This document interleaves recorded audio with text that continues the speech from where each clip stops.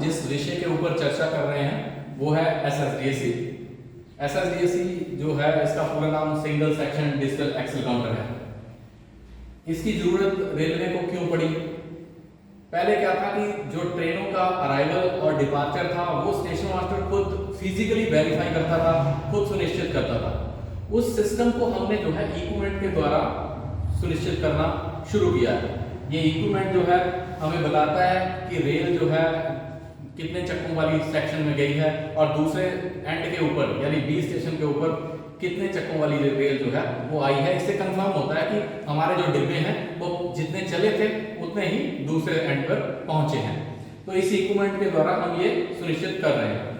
तो ये जो आपके सामने मॉड्यूल है, ये मॉड्यूल जो है 2 स्टेशनों का है। बेसिकली आप देख रहे होंगे ये आधा स्टेशन ए का है और आधा जो है स्टेशन बी का है।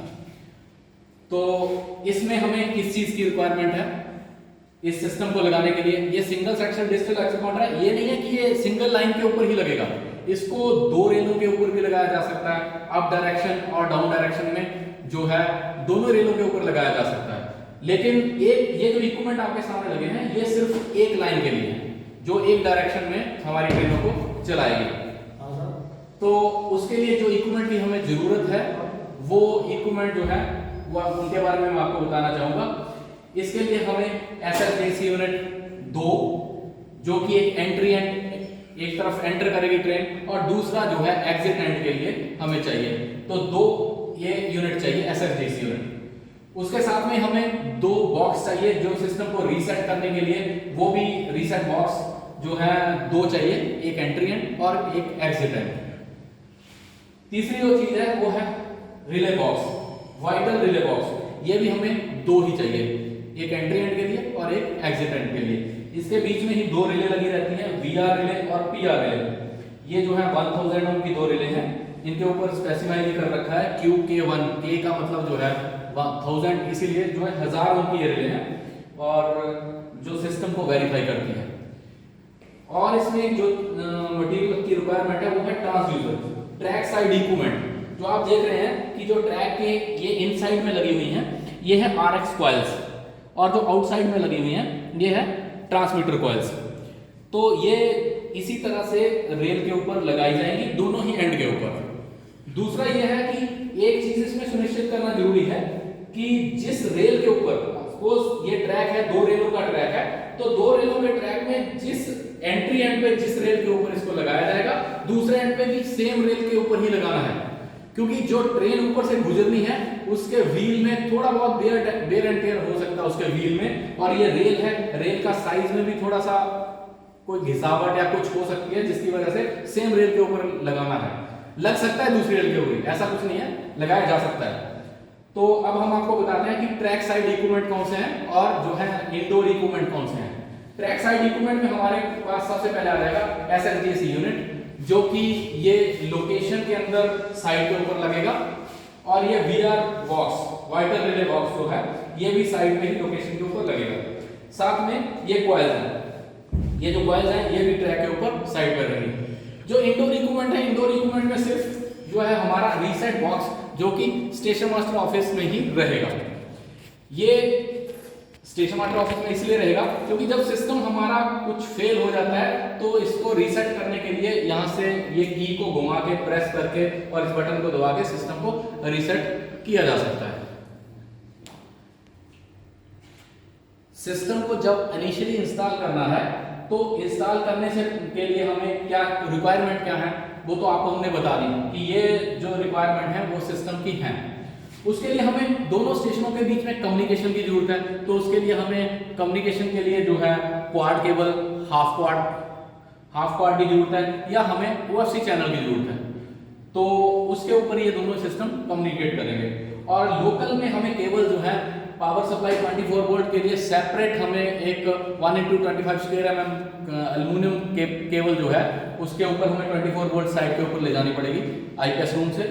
और एक 24 कोर की एक और केबल हमें जो है 1.5 स्क्वायर mm की सिग्नलिंग केबल ले जानी पड़ेगी, क्योंकि उसके ऊपर हमारा रीसेटिंग सिस्टम और जो है VR की वोल्टेज और रीसेटिंग रिले की वोल्टेज वो जो है आनी है। तो उसके लिए हमें एक 24 कोर की केबल और चाहिए। और साथ में रीड बैक के लिए अगर हमने कोई लॉजिक ड्यूल लगाया है, लॉजिक के लिए हमें केबल चाहिए तो वो भी उसी में से यूज होगी।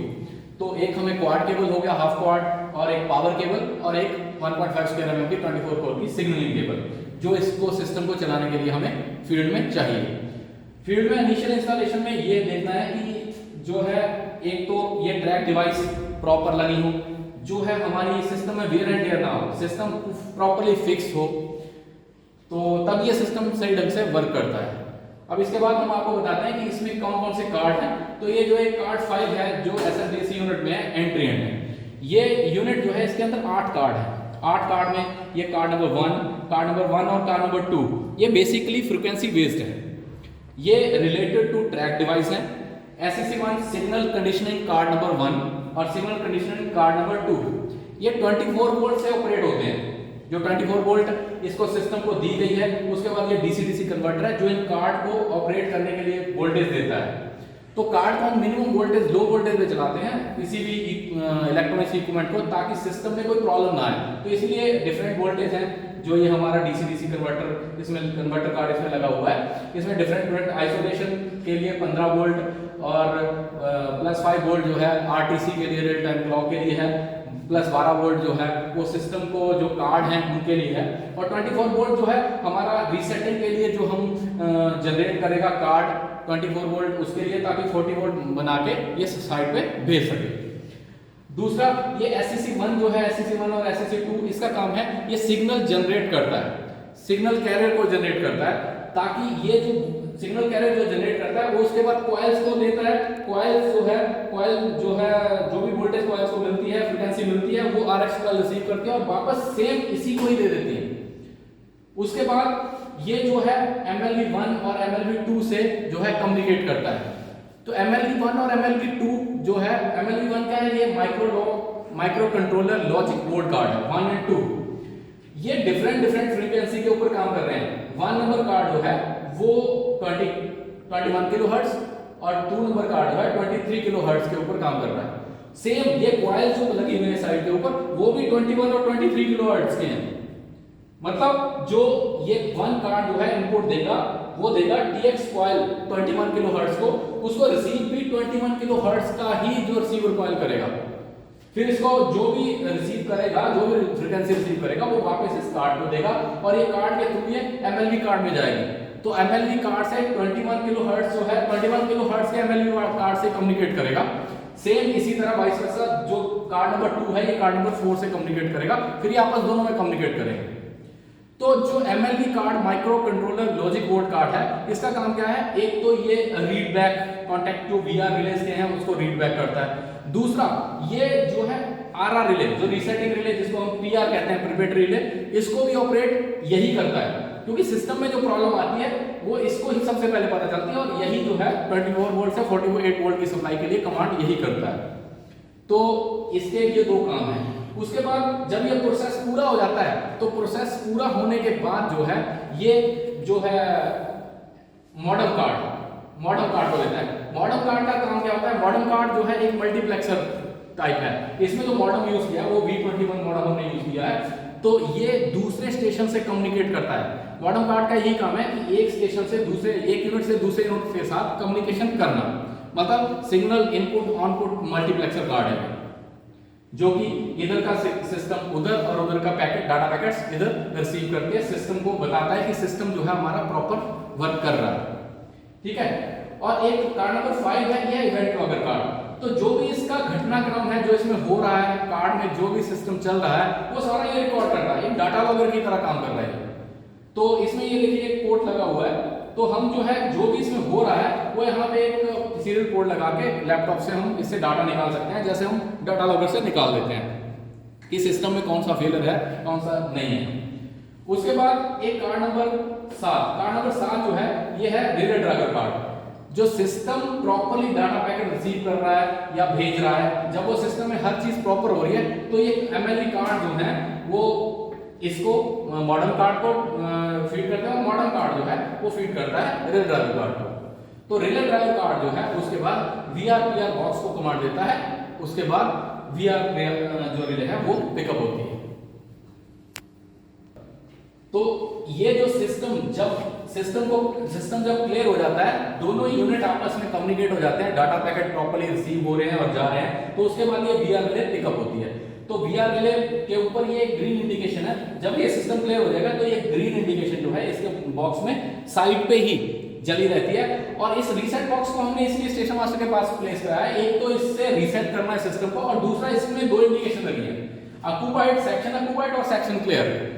तो ये दोनों ही इंडिकेशन बताते हैं कि सेक्शन ऑक्यूपाइड है या सेक्शन क्लियर है। इसी के द्वारा स्टेशन मास्टर सुनिश्चित करता है कि हमारी गाड़ी का पूर्ण आगमन हुआ है या नहीं हुआ है। और दूसरा, अगर सेक्शन ऑक्यूपाइड है तो वेरीफाई जो है, सिस्टम में कोई प्रॉब्लम आ गया, वेरीफाई नहीं हो पाया है, तो स्टेशन मास्टर खुद वेरीफाई करने के बाद जो ये रेड रहता है, तब इसमें से रीसेट अप्लाई करता है, और रीसेट अप्लाई करने के बाद ही सिस्टम जो है वो रीसेट होता है, सिस्टम रीसेट होता है। और उसी से ही दोबारा जो है ये प्रिपेटरी में आता है। प्रिपेटरी के बाद जो है फर्स्ट ट्रेन जो है वो हमारी पायलटिंग ट्रेन होती है, उसके बाद सिस्टम फिर क्लियर हो जाता है। तो इस तरह ये काम करता है। दूसरा, इसका बेसिकली जो रेलवे में यूज हो रहा है वो किसी पर्टिकुलर ट्रैक पोर्शन, जहां पे हमारा पानी, बारिश के बरसात की वजह से पानी भरा रहता है, तो पानी भरा होने की वजह से जो कन्वेंशनल ट्रैक सर्किट है वो फेल हो जाते हैं, तो ज्यादा गाड़ियां डिटेन होती हैं। तो उस जगह पे भी अगर हम इस सिस्टम को लगाते हैं, तो इस सिस्टम को लगाने के बाद वो जो है फेलियर जो है नहीं होता है। ये स्मूथ वर्किंग जो है ट्रेन की, इसके द्वारा करवाई जा सकती है। दूसरा, ब्लॉक सेक्शन में जो है हमारी गाड़ी एंटर की है और उसका अराइवल हुआ है, उसको सुनिश्चित करना। तीसरा, अगर कोई सेक्शन लंबा है, सेक्शन कैपेसिटी जो है वो ज्यादा है और सेक्शन लंबा है, तो वहां पे हम आईवीएस में भी इसको यूज करते हैं। तो इस तरह से हम जो है SSDAC का यूज रेलवे में कर रहे हैं, और ये काफी अच्छा जो है हम उसके लिए, रेलवे के लिए सिद्ध हो रहा है। Thank you.